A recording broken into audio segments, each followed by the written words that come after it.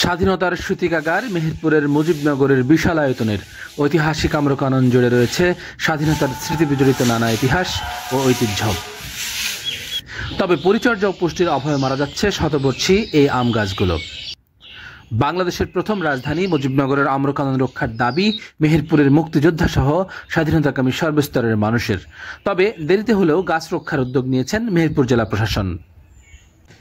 জানা গেছে, মুজিবনগর স্মৃতি কমপ্লেক্স চত্বরের প্রায় 30 একর আয়তনের আম্রকাননে ছিল সারিবদ্ধ 1260টি আম গাছ, যার মধ্যে আজও বেঁচে আছে 1160টি। এছাড়া ঝড়ঝাপটা সহ নানা প্রাকৃতিক দুর্যোগে শতাধিক আম গাছ মরে গেছে। প্রচলিত রয়েছে, অবিভক্ত বাংলার তৎকালীন জমিদার কেদারনাথ রায় তার স্ত্রীর আবদারে এই আম বাগানটি তৈরি করেন। বাগানটিতে 12 জাতের 1260টি আম গাছ ছিল, তবে বেশিরভাগ আমই বেশ টক। কেদারনাথ রায়ের এই আম বাগান দেশ বিভাগের পর পূর্ব পাকিস্তান এবং 71-এর পর থেকে বাংলাদেশ সরকারের অধীনে চলে আসে।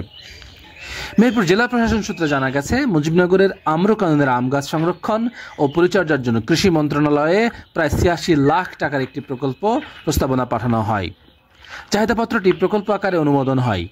বেঁচে থাকা গাছের পরিচর্যা, রক্ষণাবেক্ষণ, গাছের খাদ্য ও পুষ্টি সংরক্ষণ, আগাছা পরিষ্কার ও নতুন গাছের চারা রোপণ, কম্বিনেশন ফার্টিলাইজার ও কীটনাশক প্রয়োগ সহ বেশ কিছু কাজ অন্তর্ভুক্ত করা হয় এই চাহিদাপত্রে।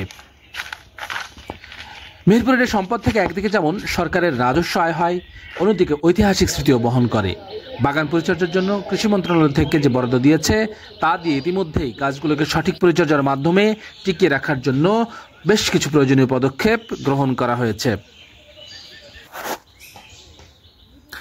মেহেরপুরের মুজিবনগর থেকে ডালিম সানোয়ারের প্রতিবেদন।